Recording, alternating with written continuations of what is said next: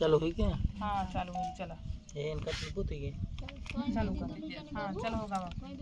तो भैया अरे आज लड़का आई है बढ़िया से मस्त से कजरी गीत, आप सब सपोर्ट करत जाया, पूरा गीत सुनत जाया। आज भैया दोहरावे वाले मनई कमजोर हैं तो हम से अकेले कोशिश करत है आप सबके सुनावे खातिर। बाकी सब नया नया मनई है, सबके चैनल के आप सब सपोर्ट करत जाया, प्यार आशीर्वाद दे जाया। ठीक है भैया रे, और आप सब आवाज जाया बुधवार के हम रही हैं। चला शुरू करा। आखिरी समय में धना पिया के बोलावई, पियावा से मांगई बचनिया ना। आखिरी समय पे धना पिया के बोलावई, पियावा से मांगई बचनिया ना। हमारे मारे पे पिया दूसर जी लाया, हमारे मारे पे पिया दूसर जी लाया। ललना पे परी है विपतिया ना, हमारे मारे पे पिया दूसर जी लाया। ललना पे परी है विपतिया ना।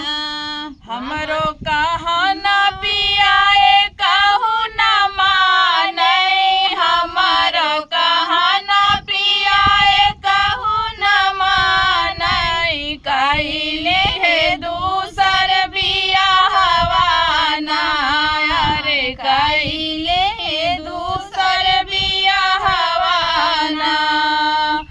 अपना तगाए पिया साहेब के नौकरिया, अपना तगाए पिया साहेब के नौकरिया।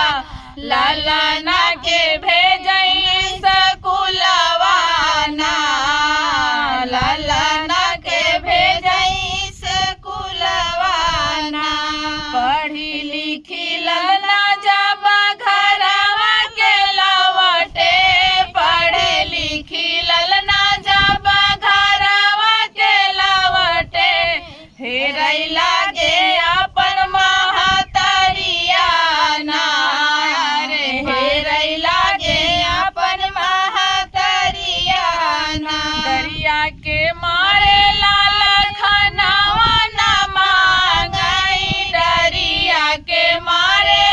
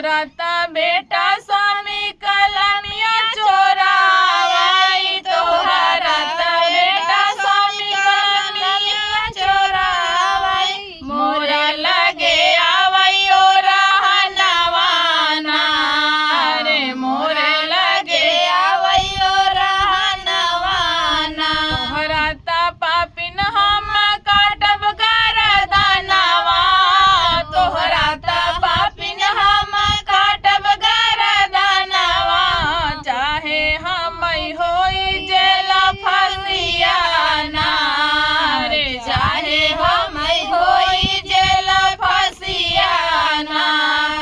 दोस्तों गीत कैसा लगा आप लोग कमेंट में जरूर बताइएगा। चलिए मैं फिर मिलती हूँ आप लोगों से किसी नेक्स्ट वीडियो में नेक्स्ट गीत के साथ। तब तक आप लोग ऐसे ही सबका सपोर्ट करते रहिए, प्यार आशीर्वाद देते रहिए। Bye bye. बड़ा है सब।